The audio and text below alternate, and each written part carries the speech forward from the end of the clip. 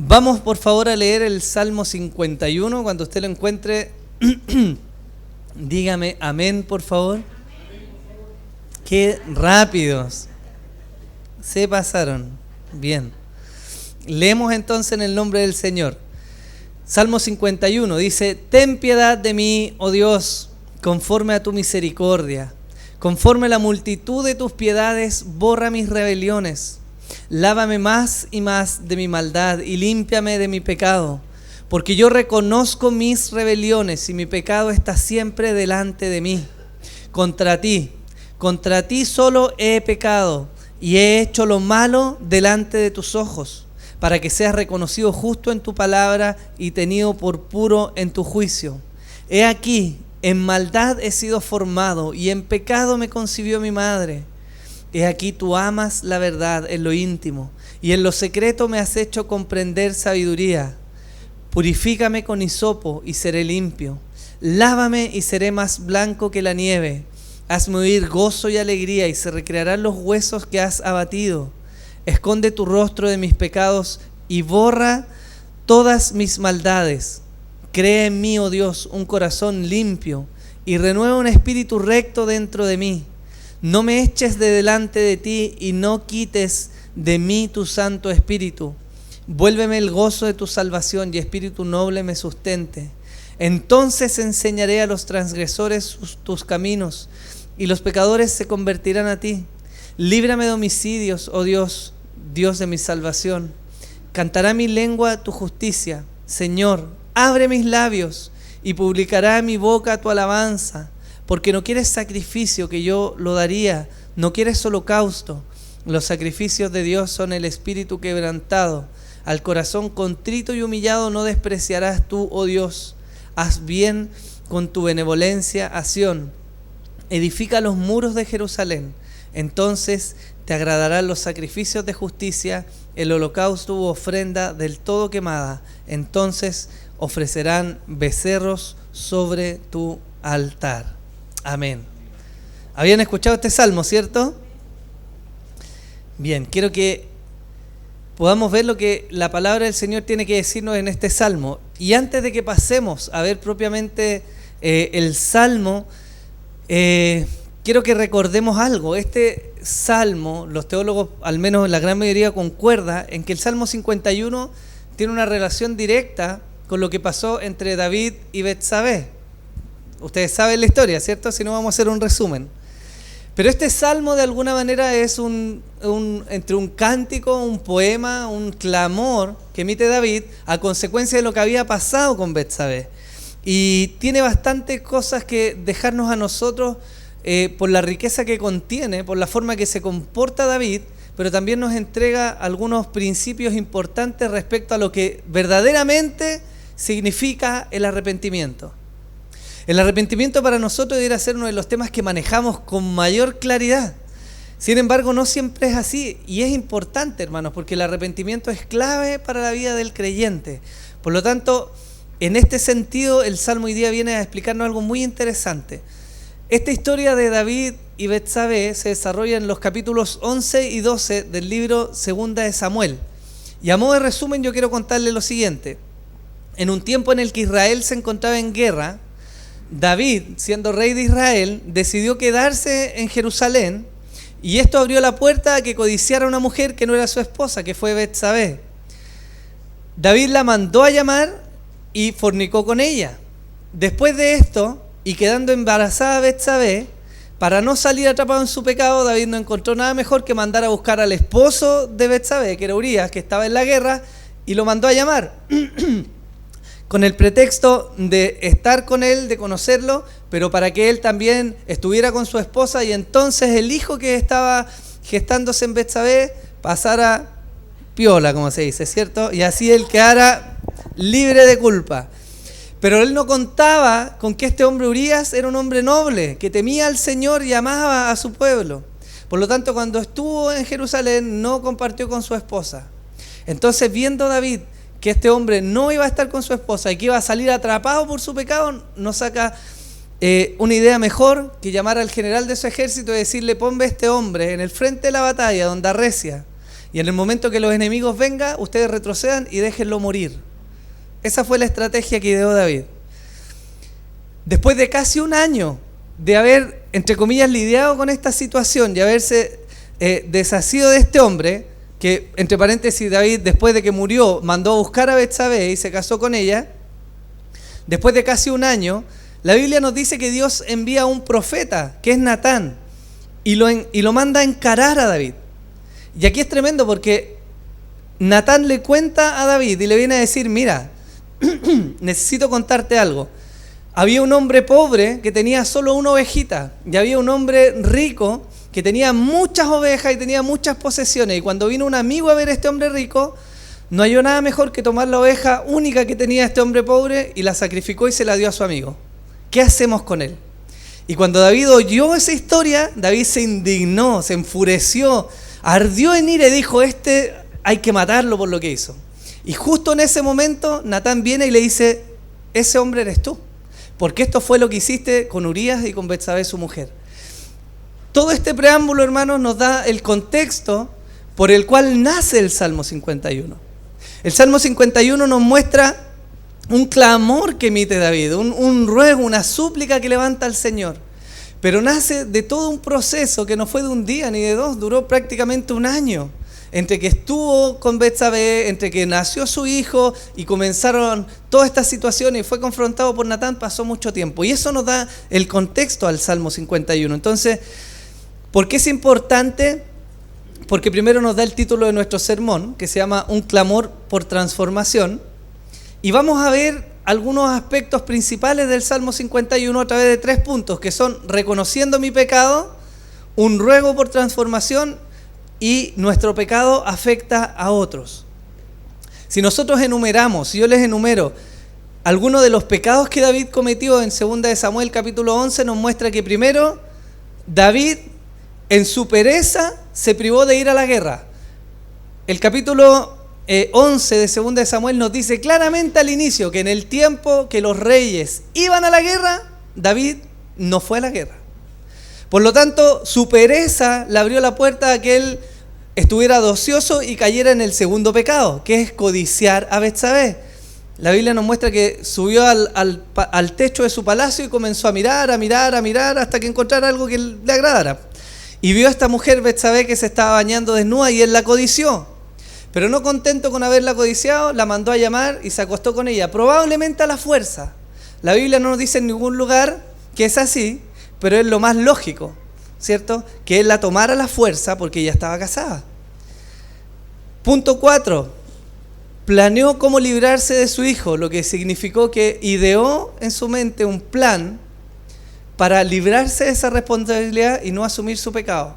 Y como quinto pecado, derechamente mandó a matar a Urías. Todo eso en el capítulo 11, 2 de Samuel. Toda esta situación, nos muestra el texto, se mantuvo en secreto o sin confesión por parte de David. En ningún punto del capítulo 11, de todo lo que pasó, nos dice que David entró en razón y volvió atrás y dijo, no, tengo que pedir perdón al Señor. Al contrario, estuvo en silencio hasta que al cabo de un año Natán vino y lo confrontó. Y a raíz de esa confrontación, David sí reconoce su pecado. Y el versículo 13 del capítulo 12, 2 de Samuel, nos dice así: entonces dijo David a Natán, pequé contra Jehová.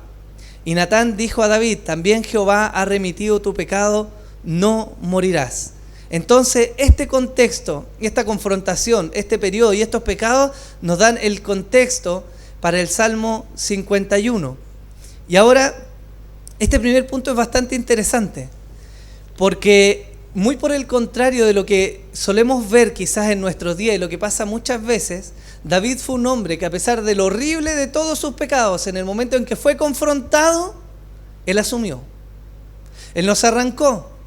David no se justificó. David no le echó la culpa a otros. Él no dijo que era culpa de Betsabé ¿por qué se estaba bañando desnuda ahí con las ventanas abiertas en la casa? ¿Viste, Dios, por eso pequé yo? Ni dijo, no, pero es que es culpa tuya, Dios mío, ¿cómo tú se te ocurre hacer guerra y que tengamos que ir a guerra en este periodo? David tuvo una actitud que, a pesar de todo el pecado que había cometido, fue tremenda y fue que reconoció su pecado. Y de eso tenemos que aprender. Dos aspectos principales. Primero, Dios va a confrontar nuestro pecado. Si hay algo que está en la mente y en la mira de Dios, es hacer de usted y de mí hombres y mujeres piadosos, hombres y mujeres santos. Lo que quiere decir que Dios no va a pasar por alto para siempre el pecado. Hay un día determinado en el que Dios se demore mucho o lo haga rápido, nos va a confrontar. Y esto es tremendo, porque cuando pienso en esto me da temor y al mismo tiempo hay una mezcla con esperanza. Temor, porque cuando Dios viene y confronta, jamás es agradable. Yo no veo a nadie que venga Dios a recriminarnos por nuestro pecado y diga, sí, en realidad pequé, bacán, sigamos adelante. Al contrario, el pecado trae consecuencias, genera dolor, genera sufrimiento, angustia. Y la confrontación en sí es dura. En la confrontación de Natán a David vemos que primero hubo vergüenza, porque este gran rey de Israel, del que se cantaban canciones, que sometía ejércitos, de que era un hombre que Dios estaba con él, de que era un hombre de Dios, un tercero se enteró del pecado que había cometido y vino y lo confrontó. ¿No genera eso vergüenza acaso? También genera humillación, porque por causa de su pecado David fue humillado por Dios. Y de hecho el relato del texto en 2 de Samuel nos dice que Dios le dijo, como tú hiciste esto en secreto, tus consecuencias van a ser públicas. Por lo tanto, no solo lo humilló en ese momento por su pecado, sino que lo humilló años después por causa del mismo pecado. Las consecuencias iban a seguir. Y claramente, aparte de la vergüenza y la humillación, hubieron consecuencias. Porque primero Dios dijo que iba a permitir que su hijo muriera. De hecho es bien curioso porque la Biblia dice que Jehová hirió al hijo de David con Betsabé y lo terminó matando. Y segundo, dijo que jamás se iba a alejar de su casa la espada por lo que él había hecho. Por lo tanto, David no solo cargó con la vergüenza y la humillación de ese momento, sino que también cargó con las consecuencias de su pecado por el resto de sus días. Ahora, aparte de lo amargo de lo que significa esta confrontación, también hay algo dulce, que quizás es la última parte, y es que hay perdón. Porque cuando Natán llega a confrontar a David, y la respuesta de David es, reconozco mi pecado, el profeta le dijo, el Señor ha decidido remitir tu pecado. Y eso, hermanos míos, trae esperanza. Porque no en vano dice la Escritura en 1 de Juan que si confesamos nuestros pecados, el Señor es fiel y justo para perdonarnos, ¿o no? ¿Pero qué antecede el perdón de esos pecados? La confesión. Y el problema es que nuestro corazón duro, hermanos, muchas veces no confiesa hasta que es confrontado. Y más difícil es aún cuando somos confrontados y no confesamos nuestro pecado y nos endurecemos. ¿No hemos sido nosotros mismos acaso humillados y avergonzados a causa de nuestro pecado en alguna ocasión? ¿Les ha pasado alguna vez? ¿No hemos tenido que pagar consecuencias por causa de nuestro pecado en algún momento? ¿No somos ajenos a esta realidad? Vemos ruina económica por malas decisiones que han nacido a veces de una ambición. Vemos a veces una ruina familiar por causa de una infidelidad o de un maltrato o un menosprecio de un cónyuge al otro. Vemos escasez económica por causa de la pereza o falta de amigos a causa de que tenemos un carácter del demonio. De alguna u otra manera el pecado, hermanos, sí tiene consecuencias en nuestras propias vidas y alrededor de nosotros. Hay muchísimos más ejemplos de los cuales podríamos hablar. Pero lo que yo quiero primero poner en nuestras mentes es que hay un día, si es que somos hijos de Dios, en que Dios nos va a confrontar. Y es curioso porque a veces esperamos que se abran, cada uno al final, hermano, de alguna manera conoce su corazón. Yo no tengo aquí ni un examen de radiografía, no conozco los pecados que tienen ustedes, sí conozco mis pecados. Y sí, claramente sé cuando estoy calladito, esperando a ver si pasó otro día, no pasó nada, bien, bueno, sigamos adelante otro día más y estiramos el chicle, pero viene un momento en el que Dios nos va a confrontar. Y a veces esperamos que esa confrontación sea que se abran las ventanas del cielo, que aparezca una luz, ¿cierto? Y Dios mismo nos diga, no sé, Juanito, estás en pecado. Y esperamos que Dios haga eso. Pero lo más común es que Dios manda personas a confrontarnos por nuestro pecado, como lo hizo con David. Y a veces va a enviar a nuestra esposa, y a veces va a enviar al esposo, y a veces va a enviar a un hermano. Quizás ese hermano que más mal te cae en la congregación va a ser utilizado por Dios para decirte, hermano, estás en una falta. Entonces es importante que miremos este proceso, porque nos muestra otro punto también el Salmo, que es tremendo. Es mi pecado y no el pecado de otros.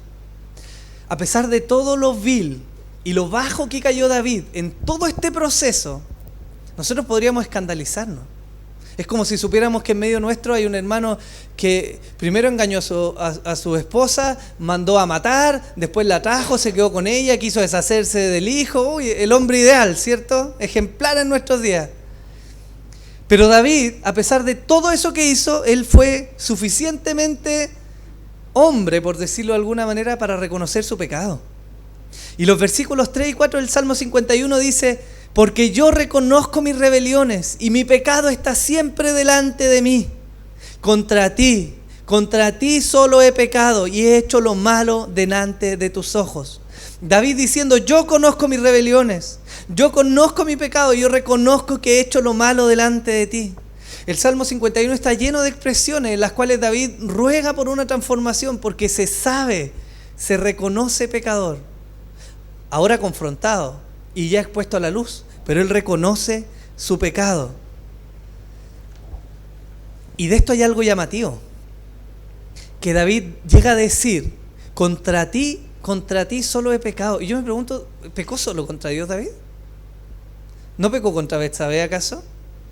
¿La obligó a tener relaciones y era una mujer casada? ¿No pecó contra Urías acaso, poniendo trampa a su vida y asesinándolo? ¿No pecó contra su propio ejército, haciéndolos cómplices de un asesinato acaso?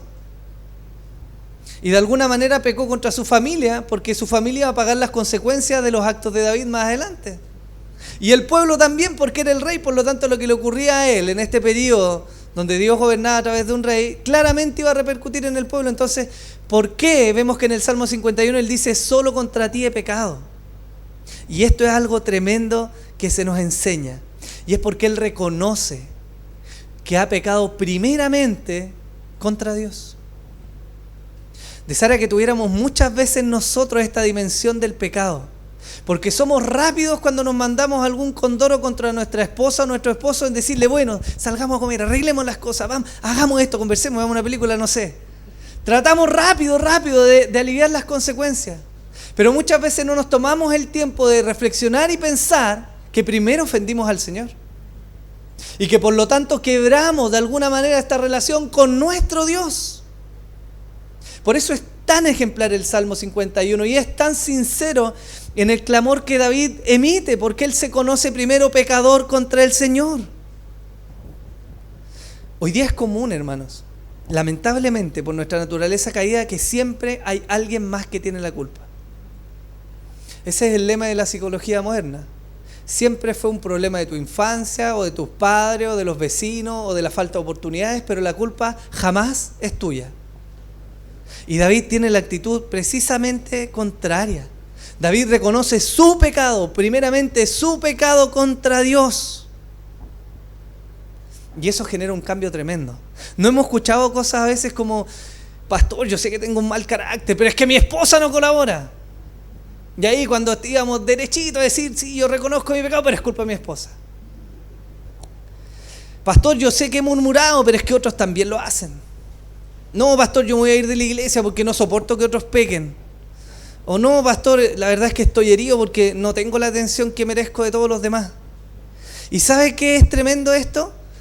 Que no lograremos una transformación sincera y profunda en nuestro propio corazón hasta que no reconozcamos nuestro pecado. David pudo haber reclamado por el pecado de otros. David quizás pudo haber dicho, ¿por qué nadie me confrontó? David no fue a la casa de Betsabé, él mandó a un siervo. Pudo haber dicho, ¿por qué ese hombre no tuvo el coraje de decirme, David está en pecado? Pudo haberse excusado, como lo solemos hacer nosotros muchas veces, pero él fue valiente y él asumió su pecado. Y eso genera un cambio, hermano. La Escritura dice en Efesios 4, 31 y 32, dice: quítese de vosotros toda amargura, enojo, ira, gritería y maledicencia y toda malicia. Antes sed benignos unos con otros, misericordiosos, perdonándoos unos a otros, como Dios también os perdonó a vosotros en Cristo. El no reconocer nuestro pecado, más bien apuntar al pecado de otros, puede generar amargura en el corazón. Es terrible verlo. En la iglesia, hombres y mujeres inmaduros, con amargura en su corazón, siempre quejándose de lo que otros hicieron o no hicieron y no validando su propio pecado. Lo he escuchado montones de veces a lo largo de los años en la iglesia. No, pastor, me voy porque en esta iglesia no hay amor. No, me voy porque no puedo utilizar mis dones acá. No, me voy porque no me dieron el espacio que yo necesitaba. Siempre es culpa de otro. Jamás hay una mirada profunda al propio corazón. Y eso nos traba, hermanos, de tener los cambios genuinos. Pregúntese lo siguiente: ¿cómo sería su matrimonio si antes de enjuiciar a su cónyuge usted reconociera primero sus pecados? ¿Cómo serían esas conversaciones? Si antes de quitar, cierto, como dice la Escritura, la pajita pequeña en el ojo de su cónyuge, usted quitara el medio tronco que tiene en su ojo. Por algo Jesús nos dijo. ¿Cómo sería su relación con su iglesia si antes de enrostrar el pecado a sus líderes o a sus hermanos usted reconociera su pecado? ¿Cómo serían los cambios en su propia vida si dejara de culpar a Dios por su propio pecado y comenzara a tomar acciones? Estamos envueltos en una sociedad que nos empuja a siempre culpar a otros. Siempre el de allá tiene la culpa, es que el de allá no hizo suficiente, es que el de allá no me movió, es que ese me trató mal, es que ese me miró feo. Pero jamás reconocemos nuestro propio pecado. Y no es lo que el Salmo 51 nos muestra de David. Eso genera quiebres. Eso tiene consecuencias duras en la familia, en los matrimonios, en las relaciones, en las amistades, por causa de niñerías, de inmadurez.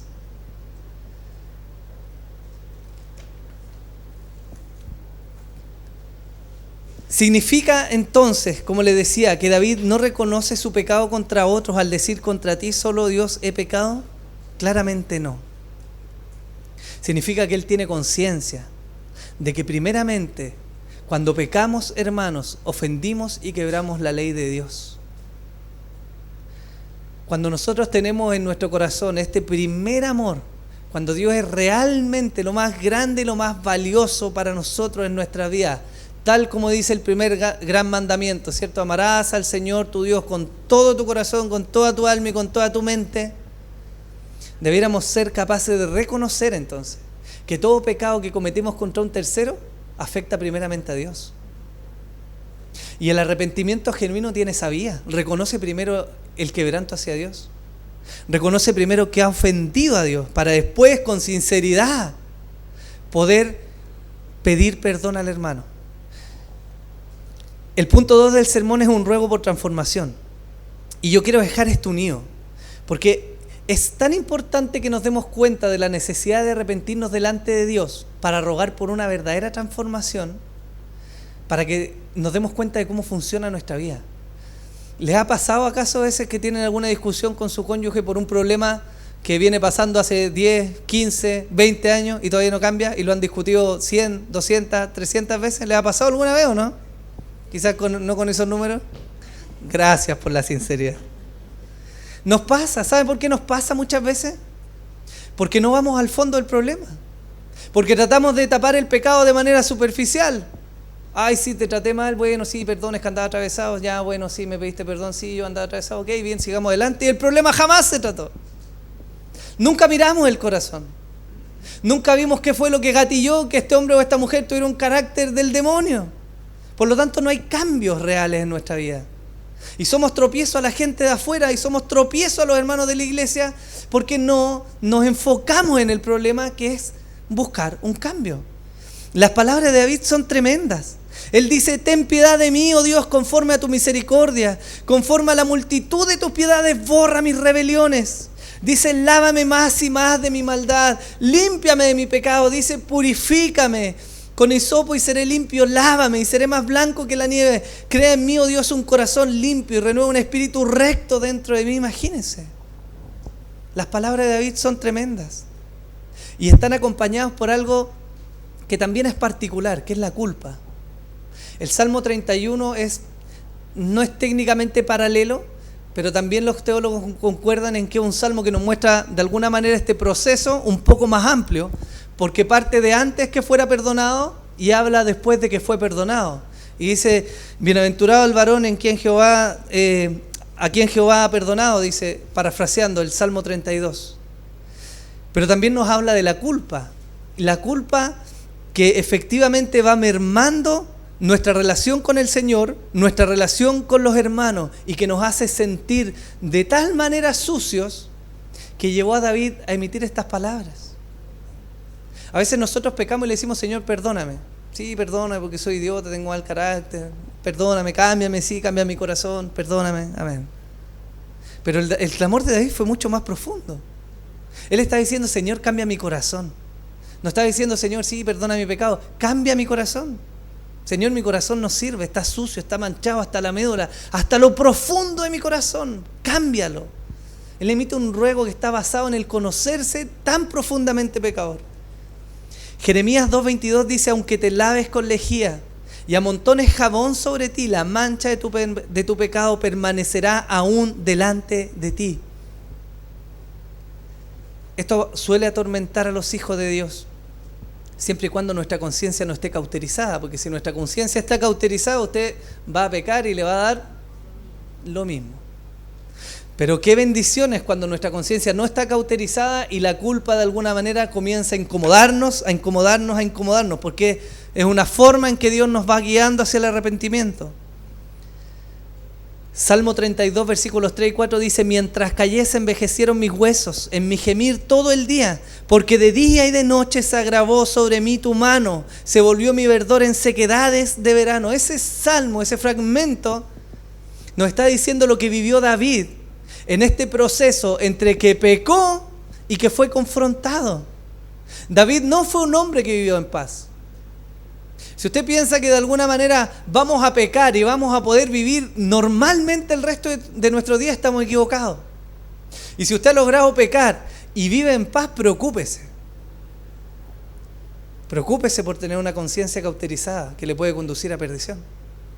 Mas no pensemos, hermanos, que si viviendo en pecado vamos a poder vivir en paz.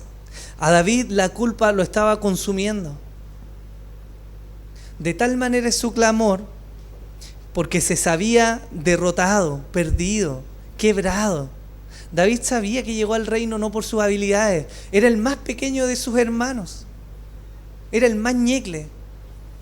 Era tan ñecle que cuando fue a pelear contra Goliat y se probó la armadura de Saúl, la armadura lo movía porque era demasiado grande para él. Él sabía que desde el inicio de su llamado al reinado había sido Dios el que lo había puesto, el mismo Dios al cual él había traicionado ahora. Por eso sentía la culpa tan profunda dentro de sí. ¿Logramos verlo? ¿Qué estoy tratando de decir con esto? Que el mal carácter, hermanos míos, por ejemplo, no emana simplemente porque es mi forma de ser. El ser juicioso, egoísta, mal genio, emana de nuestro corazón. Santiago dice, ¿de dónde vienen las guerras? Las enemistades, los pleitos no son de vuestros corazones, dice la Escritura. Por lo tanto, es un problema del corazón. La amargura, las quejas, el deseo sexual indebido, la murmuración, el amor al dinero, los pelambres, el amor a las posiciones, etc.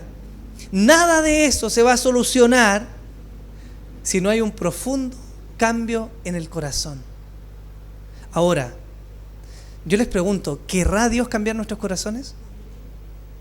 ¿Pero qué será necesario entonces para que Dios cambie nuestros corazones? ¿No tiene que ver acaso con el hecho de que nos reconozcamos verdaderamente pecadores? Es como si usted que tiene hijos, los que tienen hijos saben, si su hijo se ha portado como el mismo diablo todo el día, pasa, y usted viene en algún momento y le llama la atención y le dice, si su hijo viniera y le dice, ya, oh sí, perdóname, se hace, ¿qué pensaría usted? ¿Esa relación está restablecida? ¿La falta de su hijo fueron de alguna manera cubiertas? Por supuesto que no. Claro que no puede haber una relación de verdad restaurada cuando un hijo ofende de esa manera a un padre, ¿cierto? o cuando un cónyuge lo hace con su esposa o con su esposo. David sabía esto, por eso el clamor de David en el Salmo 51 es tan profundo.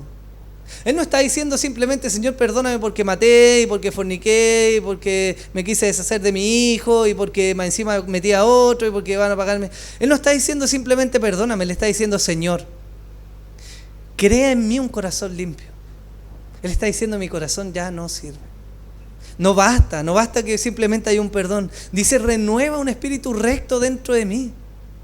Es tremendo ver el Salmo 51, la profundidad con la que David se arrepiente delante del Señor. Y va más allá de una figura poética esto que está diciendo. Este es un clamor profundo, hermano, de esos que duelen, de esos que suelen hacerse cuando ya hemos tocado fondo, de esos que entienden que solo Dios puede transformar. En ese punto está David. David nos deja este salmo mostrándonos lo que significa un verdadero clamor por transformación, un verdadero cambio. Y es relevante porque nosotros arrastramos a causa del pecado en nosotros problemas por largos años. Nuestros matrimonios se van deteriorando, la relación con nuestros hijos se van deteriorando, la relación con nuestros hermanos de la iglesia se va deteriorando, no por el pecado de los demás, sino por nuestro propio pecado. No sé en qué momento el diablo nos ha engañado tanto como para pensar que el pecado de otros justifica nuestro pecado. No, es que todos me miraron feo en la iglesia, todos me trataron mal, por eso yo me voy. Y tengo amargura, pero me voy. Jamás va a ser validado por el Señor. Jamás Dios va a validar que por una falta de respeto de mi esposa yo le conteste mal. Nunca. Nunca va a quedar que por una injusticia de un padre hacia un hijo, el hijo tenga que responderle mal. Dios jamás va a validar un pecado con otro. La esencia del cristianismo, hermanos, está en esto, en amarnos unos a otros. ¿No dice la Escritura que el amor cubrirá multitud de pecados? Pero para amar con tal grado que perdone los pecados necesitamos primero recibir ese amor. Y la forma en que recibimos ese amor es primero arrepintiéndonos delante del Señor. Ese es nuestro estándar. Tanto es el amor que demando de ti, es como si Dios nos dijera, como el amor que yo tengo por ti al perdonarte una y otra vez tus pecados. Tanto es el amor que Dios demanda de nosotros como el amor que tuvo al ir en una cruz a morir por nosotros, sabiendo que le íbamos a regar de nuevo 1, 2, 3 veces hasta el fin de nuestros días. Ese es el estándar del amor de Dios. Proverbios 29 dice, ¿quién podrá decir yo he limpiado mi corazón, limpio estoy de mi pecado? ¿Acaso hay alguien que pueda decir yo me hago cargo de mi propio pecado? ¿Qué cree usted? ¿Habrá alguien así? ¿Y por qué si tenemos claridad de que eso no va a pasar, por qué insistimos en alejarnos de la congregación? ¿Por qué insistimos en vivir el evangelio como llaneros solitarios? No, yo voy a la iglesia, sirvo lo que tengo que servir, canto, levanto la mano, pero nadie se mete en mi metro cuadrado. No. Nadie va a venir aquí a ver mi corazón y a decirme cómo tengo que vivir yo. ¿Por qué entre Dios y yo? ¿Qué es eso? ¿No son niñerías, inmadurez acaso? Eso se trata porque no hemos comprendido la necesidad que tenemos tanto de Dios que nos transforma como de otros que nos ayuden. Juan 15:5 dice, yo soy la vid, vosotros los pámpanos. El que permanece en mí y yo en él, éste lleva mucho fruto, porque separados de mí nada podéis hacer. Por eso el clamor de David, hermanos, es porque él sabía que no había ninguna otra posibilidad. A diferencia de Saúl, David no le rogó al Señor que no le quitara el reino, ni las posesiones, ni el estatus que tenía como rey. Él le rogó al Señor que cambiara su corazón, porque sin un corazón transformado jamás iba a poder obedecer y honrar al Señor como lo tenía que hacer. Por eso es la profundidad. Este salmo de alguna manera, hermanos, vuelca nuestra mirada para que clamemos al Señor por las transformaciones que necesitamos. Son tan diversas en cada uno de nosotros. Nuestros pecados son tan diversos unos de otros. Algunos tenemos mal carácter, otros son seditas, otros son irresponsables, otros son cuadrados, otros... Es tan diversa la vida de la iglesia en cómo somos, pero un punto central nos une, y es que todos necesitamos al Señor para transformación. Es imposible ser transformados lejos del Señor. Ahora, para finalizar, un tercer punto que debemos tener en consideración es que nuestro pecado afecta a otros. David lo dice así dentro del Salmo 51, desde el versículo 12 al 15, dice: vuélveme el gozo de tu salvación. Que es parte de lo que habíamos visto, cómo las consecuencias del pecado van menguando el gozo, ¿no? ¿Quién es la persona que más alaba y enaltece y glorifica y honra y sirva al Señor con todo su corazón? ¿No es alguien que tiene gozo por saberse salvo? ¿Sí o no? Y cuando el pecado va causando mella en nuestras vidas, de a poco vamos bajando nuestro servicio, vamos bajando nuestra adoración, vamos bajando nuestra vida de piedad, ¿cierto? Porque el pecado tiene efecto en nosotros. Y Él dice: vuélveme el gozo de tu salvación y espíritu noble me sustente. Entonces, como consecuencia de que tú me vuelvas a ese estado, de que tú me vuelvas a ese gozo, de que tú cambies mi corazón, enseñaré a los transgresores tus caminos y los pecadores se convertirán a ti. Dice: líbrame de homicidios, oh Dios, Dios de mi salvación, y cantará mi lengua tu justicia. Señor, abre mis labios y publicará mi boca tu alabanza. Es importante ver esto, porque mientras el pecado obra en nuestras vidas, va a ir apagando cada vez más lo que es nuestra adoración al Señor. Creo que muchas veces, más allá de la emoción que significa quizás llegar al Señor, un hombre que está verdaderamente agradecido del Señor, que vive esta vida como lo vimos el domingo pasado, ¿cierto?, contento de lo que Dios le ha dado, de su misericordia y su gracia, va a ser alguien que con facilidad proclame el nombre del Señor, ¿no? Va a ser alguien que con facilidad va a entonar canciones al Señor y va a decir: bendito sea tu nombre, Señor. Y va a poder tener fruto en la predicación a otros. Va a poder exaltar. Imagínense lo que significa. Yo creo que nos ha pasado muchas veces, hermano, que llegamos un día domingo y cantamos porque hay que cantar, ¿no? Porque es parte del culto. Y venimos de manera religiosa. Y de alguna manera a veces nos pasa que sabemos que nuestra alabanza no va a pasar del techo, pero bueno, igual hay que hacerlo. Pero hay una diferencia, hermano, cuando nos sabemos perdonados. Cuando estamos con este gozo profundo de un corazón renovado, transformado, limpio delante del Señor. ¿Tiene consecuencias en los demás? Los transgresores, el pueblo, los que nos rodean y Dios mismo se ven afectados por nuestro pecado. Las generaciones, nuestros hijos. Cuando somos negligentes con el uso de nuestro tiempo, ¿no se ven afectados nuestros hijos acaso? ¿A quienes les quitamos tiempo? ¿Sí o no? Cuando tomamos malas decisiones por alguna ambición económica, ¿no se ven perjudicadas nuestras familias acaso? ¿Sí o no? Cuando no andamos en comunión y andamos en la carne, como dice Gálatas, ¿cierto? Y andamos en ira, gritería, maledicencia, en lujuria, ¿no se ven nuestra esposa y nuestros hijos perjudicados acaso? Por supuesto que sí. Y David tenía claro, por eso el Salmo 51 no solo liga un clamor profundo por transformación, sino que también nos deja ver cómo la necesidad de ese cambio va a afectar positivamente a otros. El poder de la iglesia, hermanos míos, claro está, viene por el Espíritu Santo. Pero no se trata solo de manifestaciones carismáticas, sino de un hombre o una mujer que ama sinceramente al Señor, que se sabe dependiente de Jesús y que por lo tanto vive su vida como Dios lo desea. Eso es el cristianismo. Es vivir en este mundo caído como hijos de un Dios que es santo. Y eso genera impacto en los demás. Nuestra transformación, hermanos, tiene la promesa de bendecir a otros y de glorificar al Señor.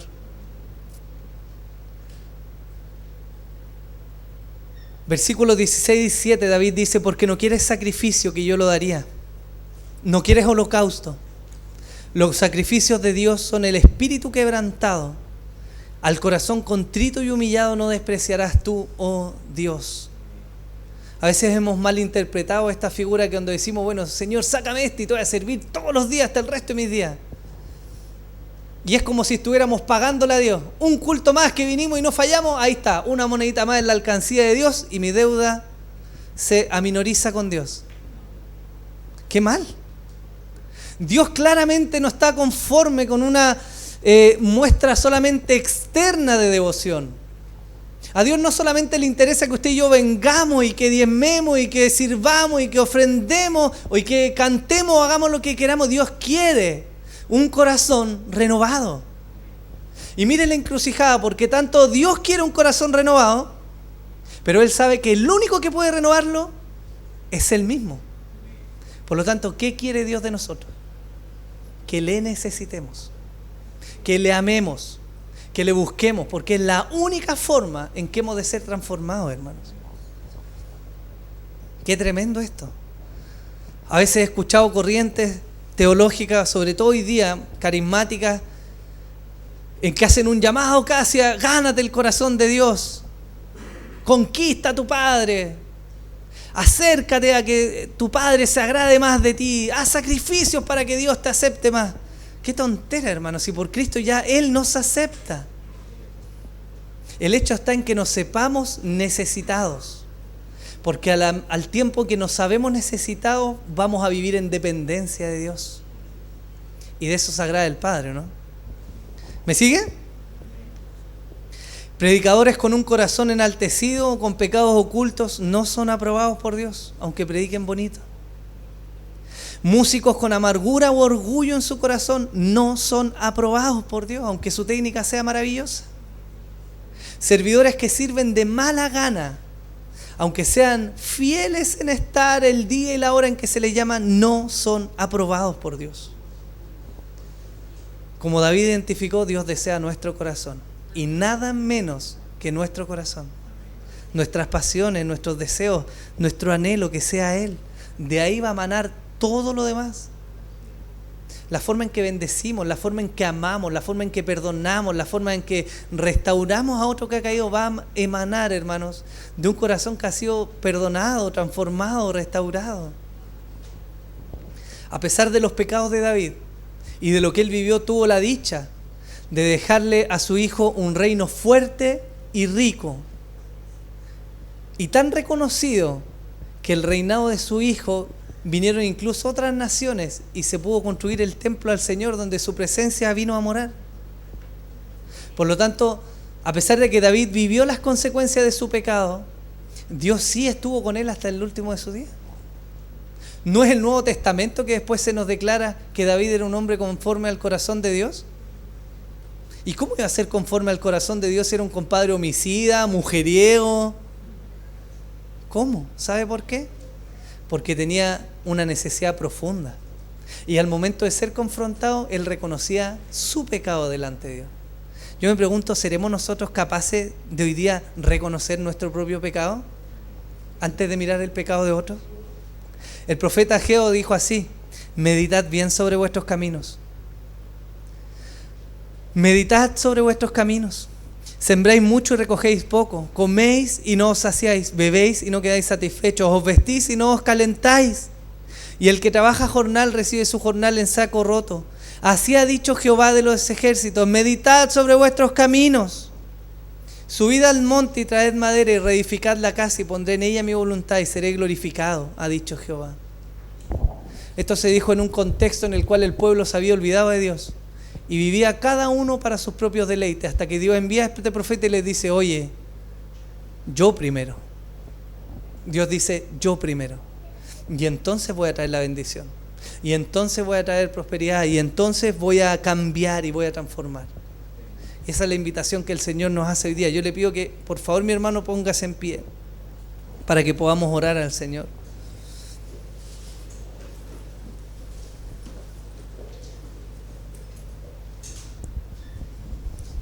Si los músicos que hay pueden pasar, por favor. El Salmo 51 no nos queda entonces, hermanos, simplemente como un registro de lo que significa arrepentirse. El Salmo 51 no es solamente un registro de la vida personal de David, donde podemos ver cómo David estaba tan afligido por su pecado. El Salmo 51 que hoy día vemos, hermanos, nos da una oportunidad, una tremenda oportunidad delante de Dios para que nos arrepintamos, para que nuestro corazón no siga endureciéndose, sino para que haya una transformación profunda. Solo Dios puede transformar un corazón.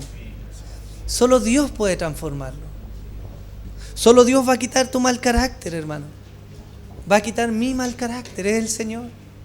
Solo Dios te va a llevar a amar tanto a tu cónyuge que eres capaz de perdonar. Solo Dios. Necesitamos al Señor, hermano. Y necesitamos reconocer nuestro pecado. Vamos a orar al Señor.